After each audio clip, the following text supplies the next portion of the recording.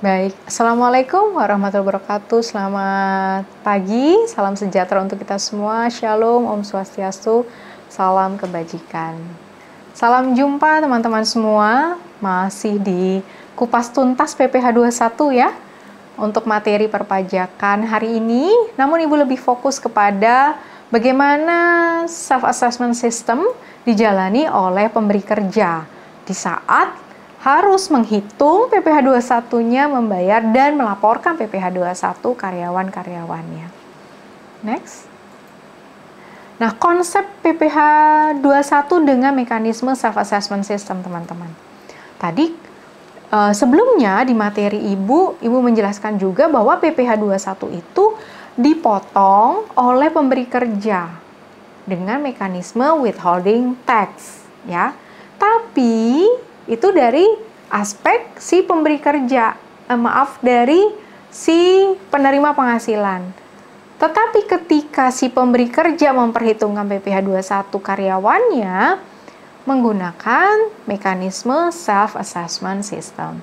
Hitung, bayar, lapor dikerjakan oleh pemberi penghasilan. Gitu ya. Oke, next. Nah, dalam melakukan perhitungan sudah dilakukan oleh pemberi kerja. Kemudian bagaimana membayarnya dan melaporkan PPh 21 tersebut. Oke.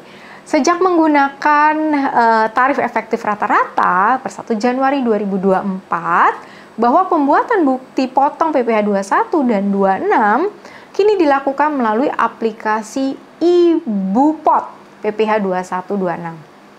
Sebagai pengganti aplikasi iSPT yang diterbitkan oleh Ditjen Pajak.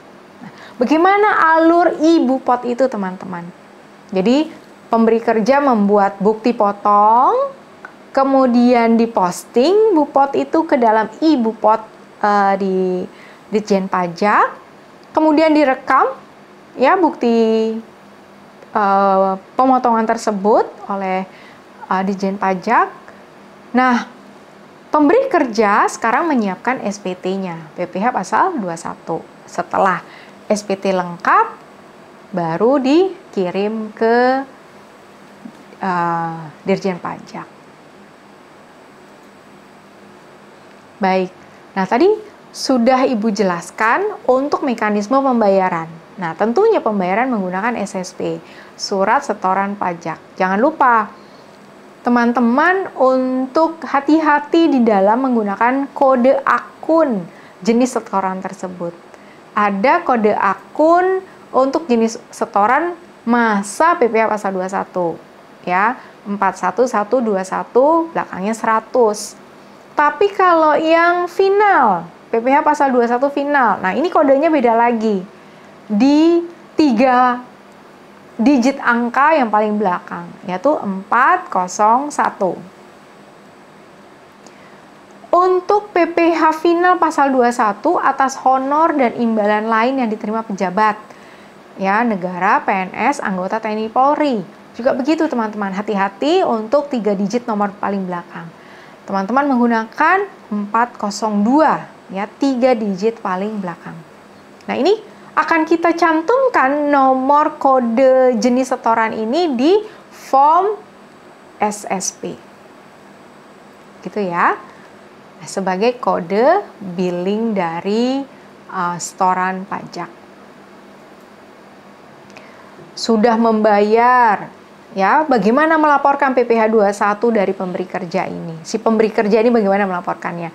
Menggunakan aplikasi yang ada di DJP online, ya, tinggal klik lapor, kemudian iBupotnya sudah disiapkan, dan tentunya NPWP atau NIK dari bendahara atau tax management perusahaan itu yang dicantumkan sebagai akses, ya, untuk ke DJP online, ya.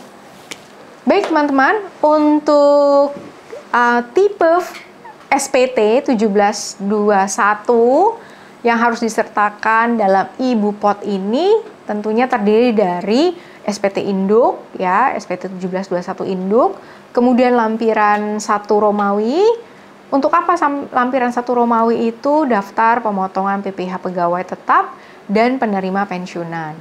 Lampiran kedua, 1721 lampiran 2, merupakan daftar bukti pemotongan tidak final dan pasal 26 ya bagi WPLN.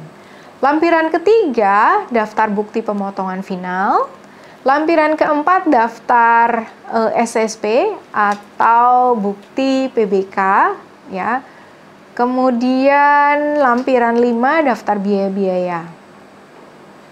Ibu lanjutkan ke formulir bukti pemotongan yang lampiran 6. Ini ada bukti pemotongan PPh tidak final atau PPh pasal 26.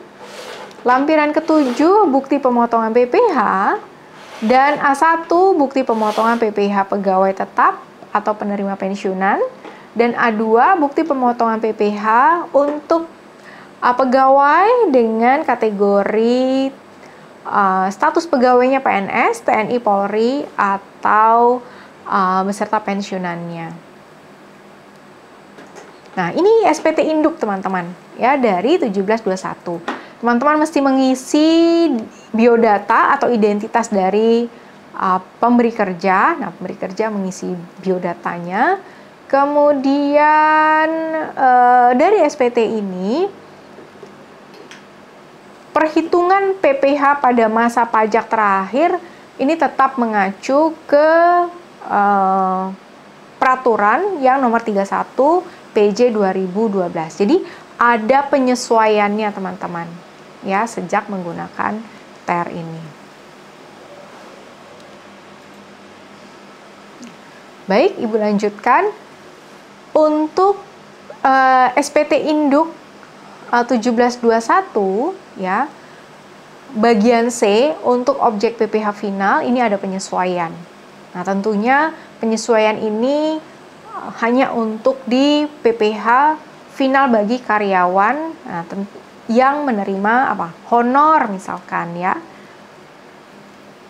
Next.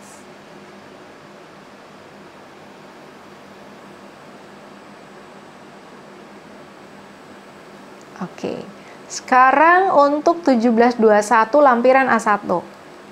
Siapa yang akan masuk ke dalam rekaman atau karyawan yang seperti apa yang akan dibuatkan lampiran 1721 A1 oleh perusahaan, yaitu karyawan tetap ya yang dan menerima pensiunan, tapi masuk kategori non PNS atau bukan TNI Polri. Itu yang membedakan ya teman-teman. Nah, ini untuk A2. A2 khusus untuk karyawan yang masuk kategori tipe pegawainya PNS, TNI Polri, dan yang menerima pensiunan. Baik. Teman-teman, untuk daftar bukti potong ini kita siapkan juga di SPT 1721 1 Romawi. Nah, di sini yang dilaporkan setiap bulan, teman-teman menginput datanya pada lampiran 1 Romawi. Untuk lampiran 2, silahkan teman-teman cantumkan untuk daftar bukti potong pajak penghasilan pasal 21 yang tidak final.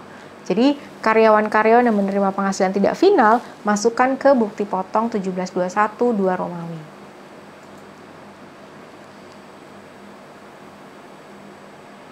Sedangkan untuk 3 Romawi, teman-teman, untuk yang karyawan menerima penghasilan bersifat final. Nah, cantumkan mulai dari nama karyawan, penghasilannya berapa, tarifnya. Silakan teman-teman cantumkan di 1721 lampiran 3.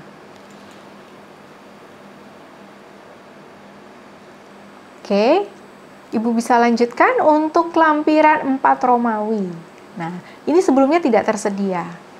Kenapa? Karena lampiran 4 ini sebagai lampiran daftar penyetoran PPh dengan SSP ditanggung pemerintah Ya, jadi ada karyawan yang pajaknya ditanggung pemerintah. Nah, ini dicantumkan di lampiran 4 Romawi.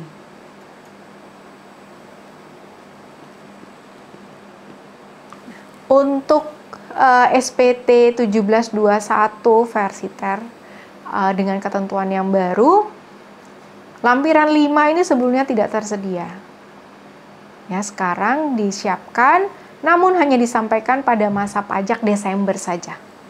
Ya, bagaimana akumulasi penghasilan sampai dengan Desember untuk wajib pajak yang tidak wajib menyampaikan SPT tahunan. Jadi ini sangat spesifik untuk lampiran 5 ini.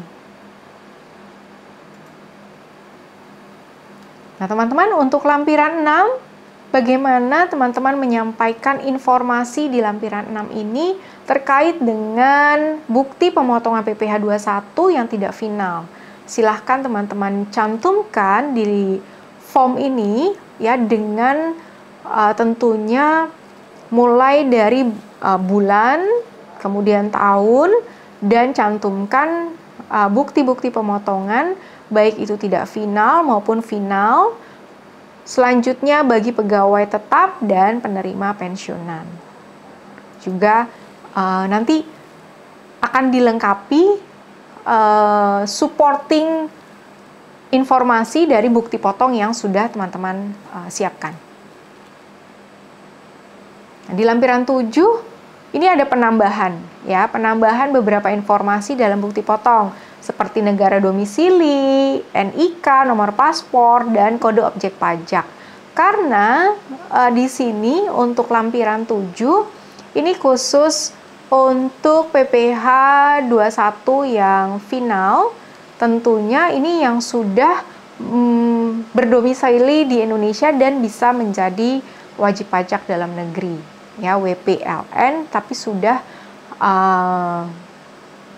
menjadi wajib pajak dalam negeri. Baik, teman-teman, terima kasih untuk perhatiannya. Wassalamualaikum warahmatullahi wabarakatuh. Selamat pagi, salam sejahtera untuk kita semua. Om Santi Santi Om. Shalom, Namo Buddhaya, salam kebajikan.